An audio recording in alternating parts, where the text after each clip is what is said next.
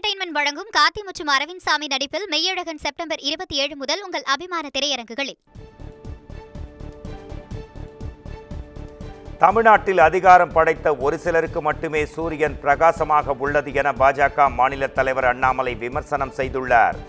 உதயநிதி துணை முதலமைச்சராக பதவியேற்றுள்ள நிலையில் திமுகவில் உள்ள வாரிசு அரசியலை குறிக்கும் வகையில் கேலி சித்திரம் ஒன்றை எக்ஸ் தளத்தில் அவர் வெளியிட்டுள்ளார். அந்த பதிவில் கடந்த 40 மாதங்களாக அதிகாரம் படைத்தவர்களை தவிர மற்ற அனைவருக்கும் கிரகணம்தான் என்று கூறியுள்ளார். விடியல் என்பது அவர்களுக்கு, அவர்களின் குடும்பத்திற்கு மற்றும் அந்த தலைவர்களுக்குத்தான் என்பதை தமிழ்நாட்டு மக்கள் புரிந்து கொண்டுள்ளனர் என்றும் அண்ணாமலை கடுமையாக சாடியுள்ளார். தமிழகத்தில் மாநகராட்சி, நகராட்சி மற்றும் பேரூராட்சியுடன் புதிதாக இணைக்கப்பட்டுள்ள ஊராட்சி அமைப்புகளின் அதிகாரப்பூர்வ பட்டியல் வெளியிடப்பட்டுள்ளது. தமிழகத்தில் மாநகராட்சி, நகராட்சி மற்றும் பேரூராட்சிகள் விரிவாக்கம் செய்யப்பட்டுள்ளன. அதன்படி மாநகராட்சியுடன் 4 புதிய நகராட்சிகள், 7 புதிய பேரூராட்சிகள் மற்றும் 236 ஊராட்சிகள் இணைக்கப்பட்டுள்ளன. நகராட்சிகளுடன் 13 புதிய பேரூராட்சிகள், 196 ஊராட்சிகள் இணைக்கப்பட்டிருக்கின்றன. மேலும் புதிதாக தோற்றுவிக்கப்பட உள்ள நகராட்சிகளில் 24 பேரூராட்சிகள், 24 ஊராட்சிகள் இணைக்கப்பட்டுள்ளன. ஊராட்சிகளின் பதவிக்காலம் முடிந்தவுடன் இந்த இணைப்பு அமலுக்கு வரவுள்ளதாக தற்போது தகவல் வெளியாகியுள்ளது.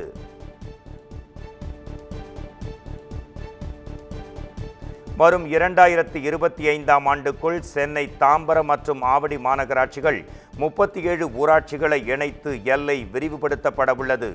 தமிழ்நாடு முழுவதும் பல மாநகராட்சிகள் மற்றும் நகராட்சிகள் நேற்று விரிவாக்கம் செய்யப்பட்டன. ஆனால் சென்னை மாநகராட்சி விரிவாக்கம் செய்யப்படவில்லை. மாறாக சென்னைக்கு அருகில் உள்ள தாம்பரம் மற்றும் ஆவடி மாநகராட்சிகள் விரிவாக்கம் செய்யப்பட்டுள்ளன. அதன்படி தாம்பரம் மாநகராட்சியில் முடிச்சூர், பெரும்பாக்கம் உள்ளிட்ட 18 கிராமங்கள் இணைக்கப்படும் என அறிவிக்கப்பட்டுள்ளது. ஆவடி மாநகராட்சியில் திருவேற்காடு, பூந்தமல்லி, திருநின்றவூர் ஆகிய 3 பேரூராட்சிகளும் வானகரம், அயப்பாக்கம் உள்ளிட்ட 19 கிராம ஊராட்சிகளுடன் இணைக்கப்பட உள்ளன. இந்த பணி டிசம்பர் 2024 அல்லது ஜனவரி 2025ஆம் ஆண்டுக்குள் விரிவாக்கத்திற்கான பணிகள் மொத்தமாக முடிவடையும் என எதிர்பார்க்கப்படுகிறது.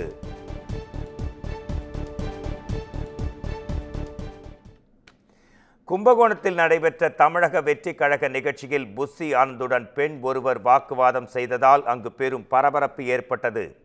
தமிழக வெற்றி கழகத்தின் மாநாட்டிற்கு அழைப்பு விடுப்பதற்காக அக்கட்சியின் பொதுச் செயலாளர் ஒவ்வொரு மாவட்டமாக பயணம் மேற்கொண்டு வருகிறார். அவ்வகையில் தஞ்சாவூர் மாவட்டம் கும்பகோணத்தில் உள்ள தனியார் மண்டபத்தில் கட்சி கூட்டம் நடைபெற்றது. இதில் புஸ்ஸி ஆனந்த் பேசிக் கொண்டிருந்த போது பாலக்கரையைச் சேர்ந்த புஷ்பா என்ற பெண் எழுந்து தனது சகோதரருக்கு உரிய முக்கியத்துவம் தரவில்லை என ஆதங்கத்தை கொட்டி தீர்த்தார். தனது சகோதரர் ஆரம்ப காலம் முதல் விஜய் ரசிகர் மன்ற நிர்வாகியாக இருக்கிறார். மன்றமே தங்கள் இடத்தில்தான் செயல்படுகிறது. ஆனால் அவருக்கு உரிய முக்கியத்துவம் தராமல் மேடையின் ஓரத்தில் அமர வைத்துள்ளனர் என்று கடுமையாக குற்றம் சாட்டினார். இன்னொன்று தஞ்சாவூருக்கு நான் போனோம், அதுக்கு அடுத்தபடி திருவாரூருக்கு போனோம், அதுக்கு அடுத்து திருச்சிக்கு போனோம்.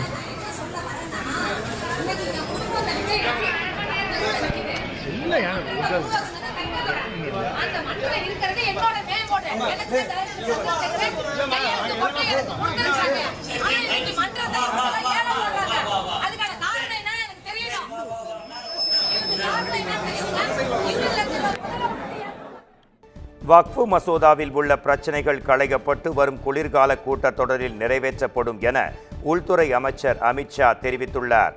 ஹரியானாவில் பிரச்சார கூட்டத்தில் பேசிய அவர், ஹரியானாவின் வளர்ச்சிக்கு மத்திய அரசுடன் இணக்கமாக செயல்படும் பாஜக ஆட்சி தொடர வேண்டும் என்று தெரிவித்தார். நிறைவேற்றக்கூடிய வாக்குறுதிகளை அதற்கான செயல் திட்டங்களுடன் வடிவமைத்து பாஜக அறிவித்து வருகிறது என்றும், வக்ஃபு மசோதாவில் உள்ள பிரச்சனைகள் களையப்பட்டு வரும் குளிர்கால கூட்டத்தொடரில் நிறைவேற்றப்படும் என்றும் அவர் மேலும் தெரிவித்தார். ஒரே நாடு ஒரே தேர்தல் திட்டம் தொடர்பாக 3 மசோதாக்கள் கொண்டு வரப்பட வாய்ப்புள்ளதாக தற்போது தகவல் வெளியாகியுள்ளது.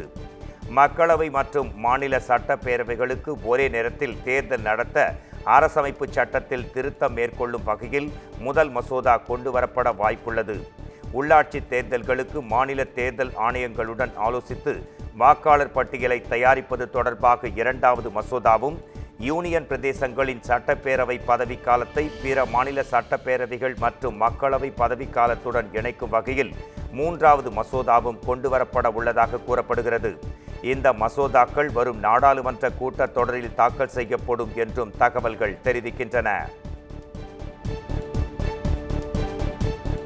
ஜம்மு காஷ்மீரில் மேடையில் பேசிக் கொண்டிருந்த காங்கிரஸ் தேசிய தலைவர் கார்கே திடீரென்று உடல்நலக்குறைவு காரணமாக தடுமாறியதால் அங்கு பெரும் பரபரப்பு ஏற்பட்டது.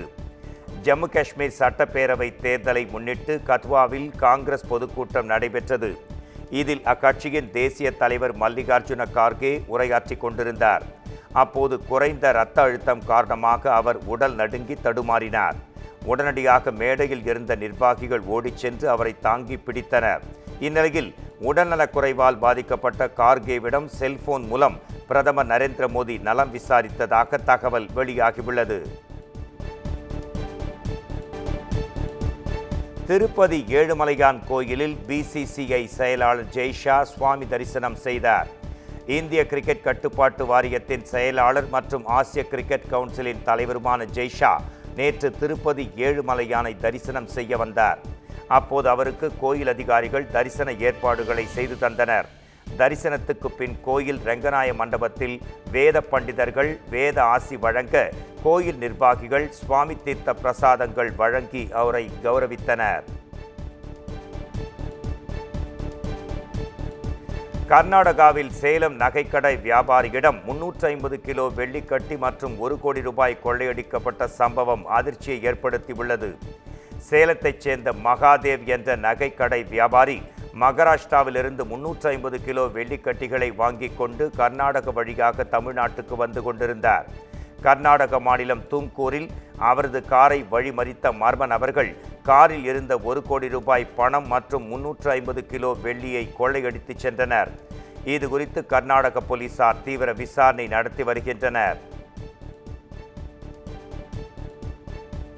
கர்நாடகாவில் நடத்தப்பட்ட சாதிவாரி கணக்கெடுப்பின் அறிக்கையை விரைவில் செயல்படுத்துவேன் என முதலமைச்சர் சித்தராமையா தெரிவித்துள்ளார்.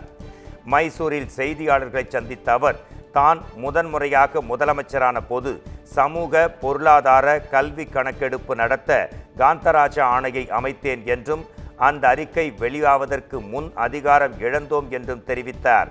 தொடர்ந்து வந்த அரசுகள் அதை செயல்படுத்தவில்லை என்றும் குற்றம் சாட்டிய அவர் இந்த முறை மீண்டும் தான் முதலமைச்சராக பதவியேற்ற பின் பிற்படுத்தப்பட்டோர் தலைவராக இருந்த ஜெயபிரகாஷ் ஹெக்டே தன்னிடம் அறிக்கை சமர்ப்பித்ததாக கூறினார். இந்த அறிக்கையை அமைச்சரவையில் ஒப்புதல் பெற்று செயல்படுத்துவேன் என்றும் அவர் உறுதிபட தெரிவித்தார். கழிவுநீர் மற்றும் செப்டிக் டேங்க் சுத்தம் செய்யும் பணியில் 92% பேர் SC, ST மற்றும் OBC பிரிவைச் சேர்ந்தவர்கள் இருப்பதாக தகவல் வெளியாகியுள்ளது. 4800 நகர்ப்புற உள்ளாட்சி அமைப்புகளில் கழிவுநீர் மற்றும் செப்டிக் டேங்க் சுத்தம் செய்யும் பணியில் சுமார் 1 லட்சம் தொழிலாளர்கள் உள்ளனர். இதில் 38,000 தொழிலாளர்களில் கிட்டத்தட்ட 69% பட்டியலின சமூகத்தைச் சேர்ந்தவர்கள் என்றும் கிட்டத்தட்ட 15% OBC பிரிவினர் என்றும் 8% ST மற்றும் பொது பிரிவைச் சேர்ந்தவர்கள் என்றும் கூறப்பட்டுள்ளது.